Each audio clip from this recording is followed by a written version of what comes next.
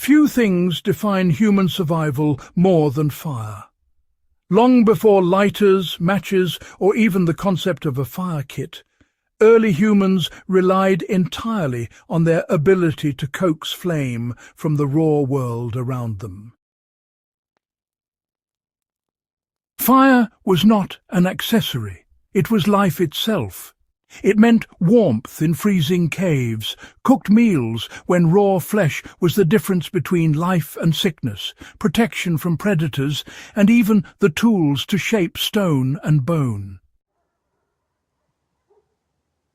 What makes this more remarkable is that Neanderthals, often underestimated in popular imagination, were not just capable of fire. They mastered a method that outperforms many traditional friction techniques even today.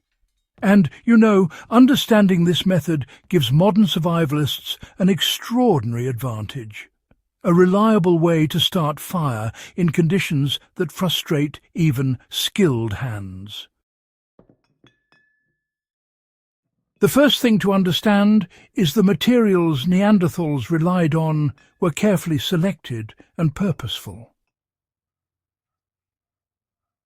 For decades, researchers assumed early humans relied solely on friction-based fire techniques, but discoveries across European archaeological sites tell a different story.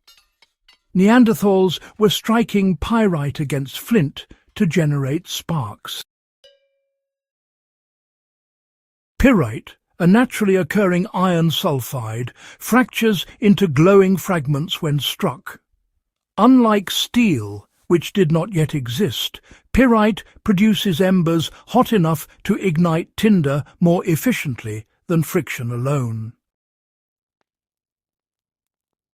But the brilliance of this method was not just the sparks.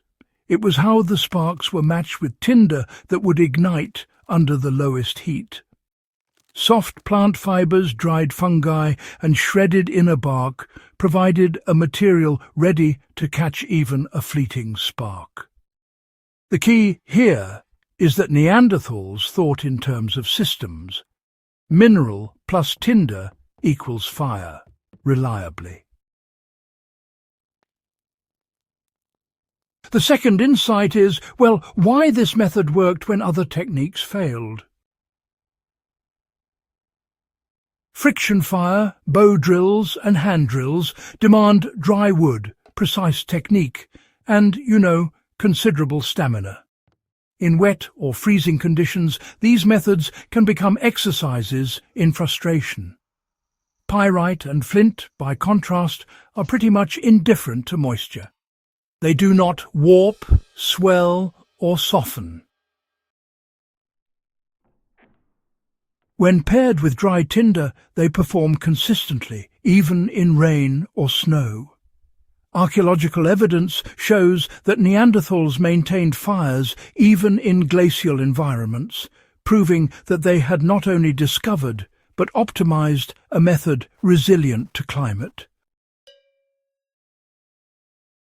For modern survivalists, this lesson is, absolutely invaluable. A mineral-based fire kit with prepared tinder can dramatically increase your chances of success when conditions are against you. The third critical factor is, without a doubt, the preparation and storage of tinder. Neanderthals did not stumble across dry grass at the last minute. They selected materials with the highest ignition potential and processed them in advance. Bracket fungi, with dense fibrous interiors, shredded inner bark, soft seed heads, and plant pith were all, transformed into tinder nests, ready to receive a spark.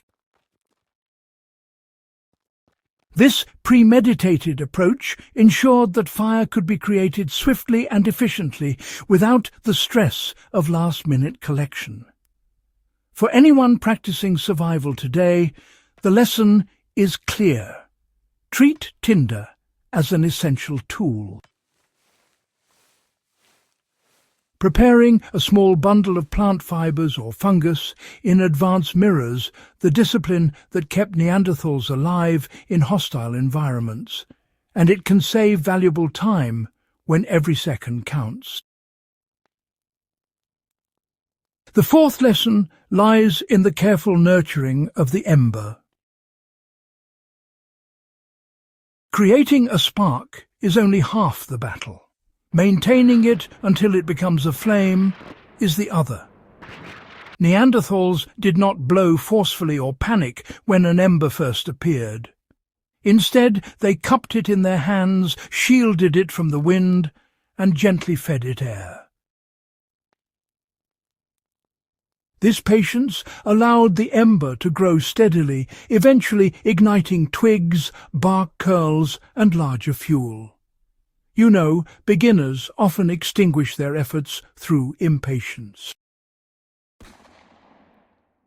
Following Neanderthal practice, controlled breath and deliberate attention turns a fragile ember into a robust flame. This process teaches a survivalist virtue often overlooked. Restraint and precision matter as much as skill. The fifth and perhaps most overlooked aspect is the mindset behind firecraft. Neanderthals did not view fire as a temporary achievement. They carried embers between locations using slow-burning tinder, preserved coals under ash overnight, and, understood that maintaining fire was less labour-intensive than restarting it repeatedly. Modern survivalists often neglect this principle, treating fire as a single-use task. The lesson is really quite profound. If you plan to remain in one area, saving and nurturing embers conserves energy, calories, and time. It is an approach grounded in efficiency and foresight, honed over hundreds of thousands of years of survival experience. Understanding this ancient method, it really changes how we think about survival. It's not just about flame, it's about preparation, material science, and strategy. Pyrite and flint sparks, matched with pre-processed tinder, yield a fire that works in the rain, snow, or cold. The technique teaches patience, discipline, and respect for natural materials, connecting us to the essential skills that allowed humans to endure before civilization, before lighters, and before even the simplest modern fire kits existed. For the history enthusiast or survivalist, this is not just academic, it is practical. Mastering this method links you directly to the ingenuity of our prehistoric ancestors. If this deep dive into Neanderthal firecraft resonates, subscribe to Warfront Survival for more historically grounded survival insights. Share this video with fellow enthusiasts, and join a community that honours the ingenuity and discipline of those who survived when the world was at its harshest.